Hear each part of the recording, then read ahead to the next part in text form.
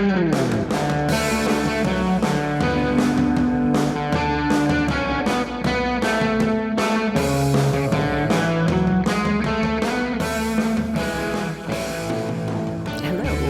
to the How to Live in Denmark podcast. I'm Kay Xander Mellish.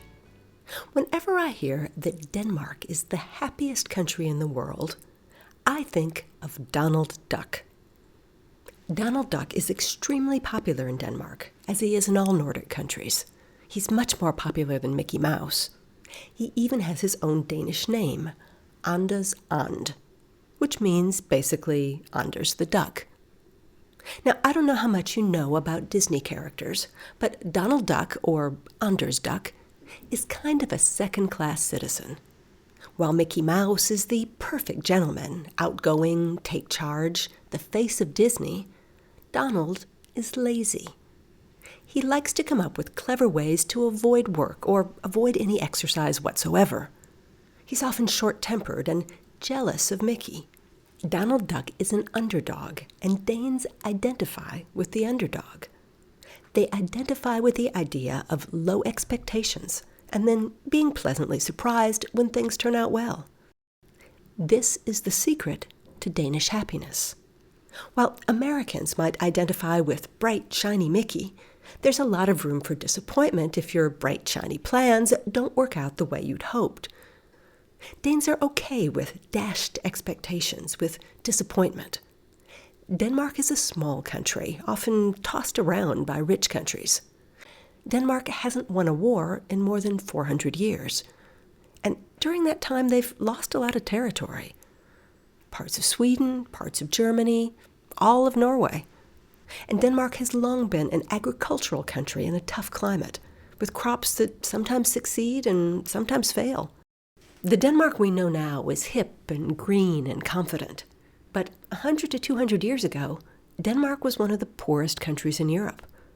So, given their history, Danes have turned this repeated disappointment into a form of humor called self-irony, the ability to make fun of yourself. For example, there's an old tradition called the Kavaya, or failure beer. When you've made a big mistake or made a big fool of yourself, you treat the people who saw you make the mistake to a pint of beer.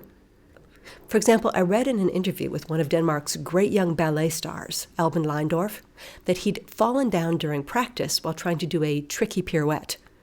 That evening, he bought Kavaya, failure beer, for all the other dancers who had witnessed his fall. Now, in many Asian countries, if you make a mistake, you lose face. It's very embarrassing. You'll do anything you can to hide it. In Denmark, if you fail, you're expected to not just admit it, but pretend to celebrate it. It shows you don't take yourself too seriously, self-irony, that you don't think you're better than anyone else. And that is very, very Danish. The ability to make mistakes is one thing that makes Danes happy. Acceptance of failures, particularly small failures, takes the pressure off. Another reason Danes are happy is that they live internally, not externally. There's not much of a need to present a front to the world, since in Denmark, the people whose opinions you care about are people who already know you, your friends and your family. So there's no reason to wear expensive watches or designer clothing, because there's no point in impressing a bunch of strangers. The Danes like quality, but not labels. When they do spend money on designer goods, it's almost always housewares and home goods. The home and the family and friends within it is really the focus of their energy. Now, I could go on listing some of the other things that make Danes happy, like happy childhoods with little fear and little competition, the comfort of a strong social safety net. But I run up against a wall here, which is that Danes are the fourth biggest consumers of antidepressants per capita in the developed world, according to the OECD. Iceland, Australia, and Canada were the top three. Now, clearly, some people in Denmark are not happy. About 1 out of 10 based on those statistics.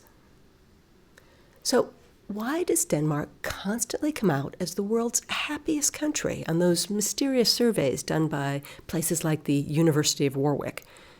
I think it's because on some level, it's embarrassing for Danes to admit that they're not content with their lives.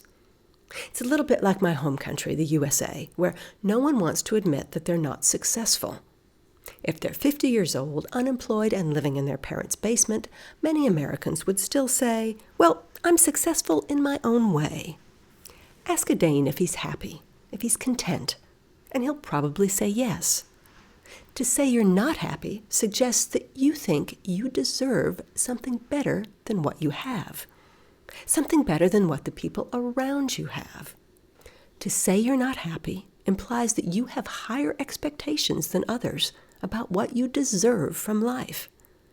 And that, my friends, is in no way Danish. And that's the How to Live in Denmark podcast for this week. The print version of the How to Live in Denmark book will be delivered this week.